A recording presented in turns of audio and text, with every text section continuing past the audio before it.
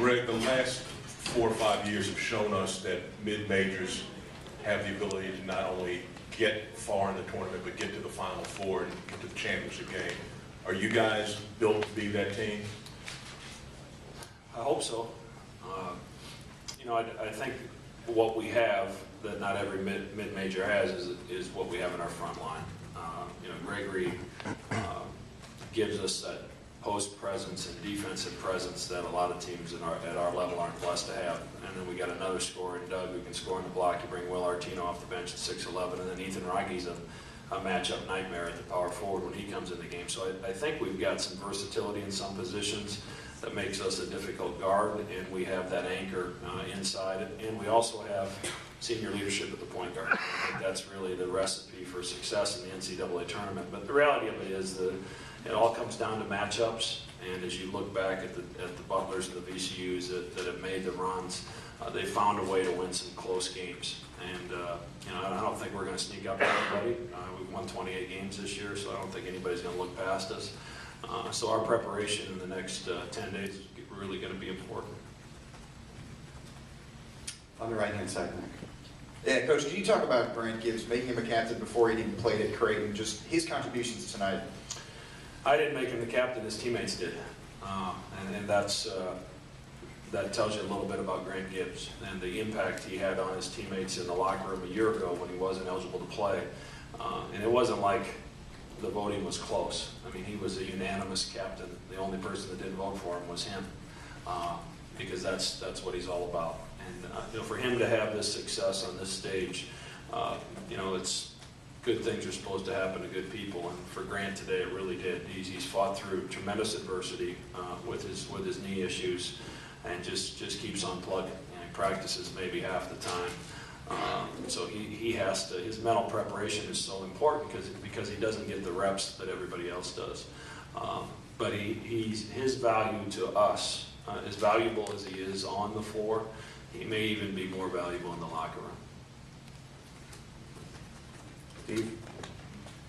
Kind of the same question I asked a couple of the players, Mac. The growth of this team since a year ago, from your standpoint, give us an idea of what you've seen.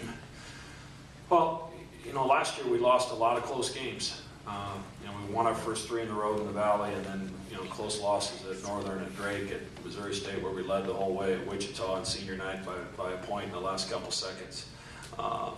And you hope that you learn from those experiences and you make the changes necessary, that when you get in that situation, you don't make the same mistakes again. And I've said before, any coach that's had a season like we've had, a very special season, will look back upon it, and you can point to 6 or 7 games that the ball bounces here or there, and it's a difference in 5, 6, 7 games over the course of a season. And we've had some good fortune at times, and we've made some of our own good luck at the same time.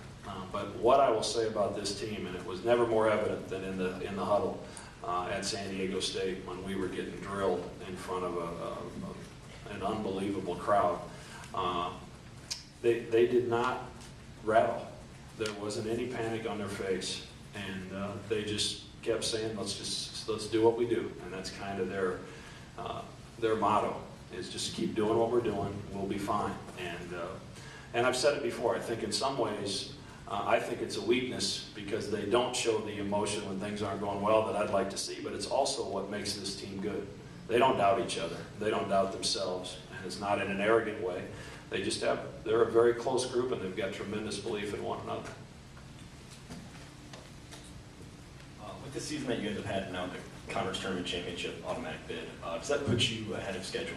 Like, you've exceeded your own expectations? You know, probably. You know, I've never been a coach that has a 5-year plan. I'm about what's the plan for today, and how can we maximize what we need to accomplish today.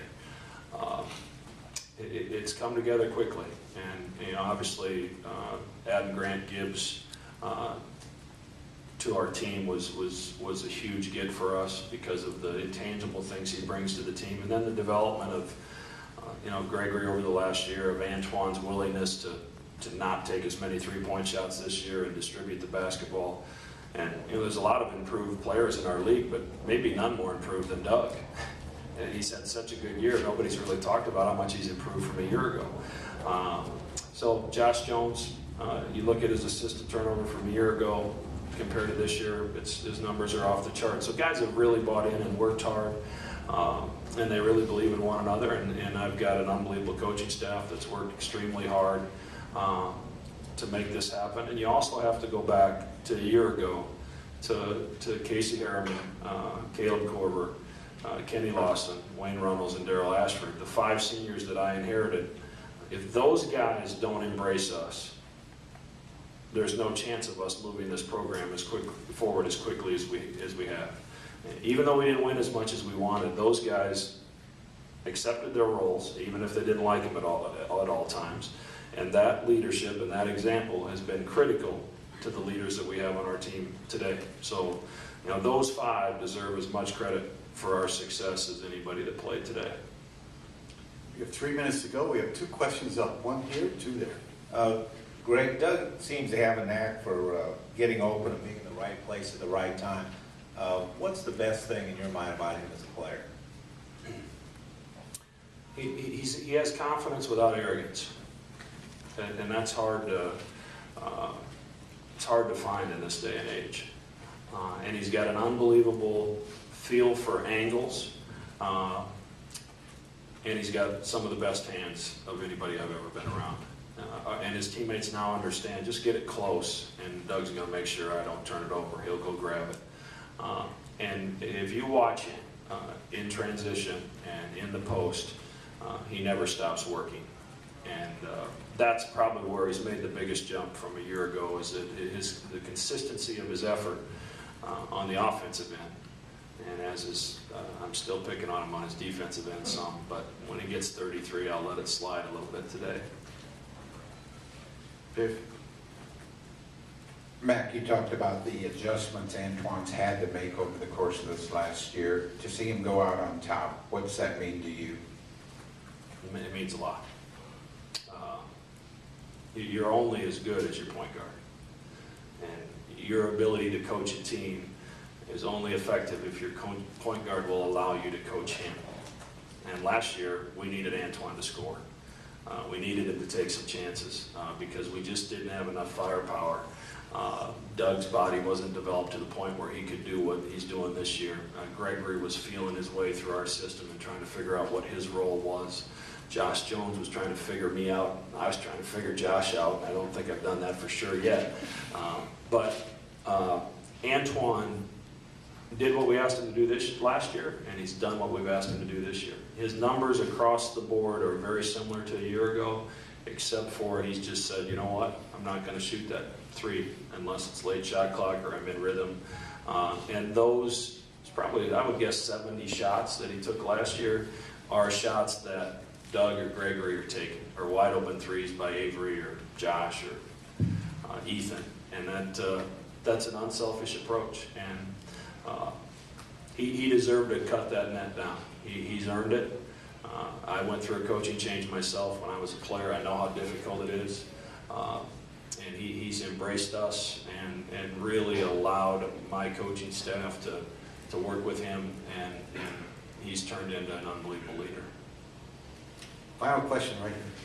Yeah, somebody in here asked the players, just being a part of a game like this on such a big stage, as everybody, if you looked at Twitter during the game, which I'm sure you would, everybody in the nation was watching you, just captivated by this game.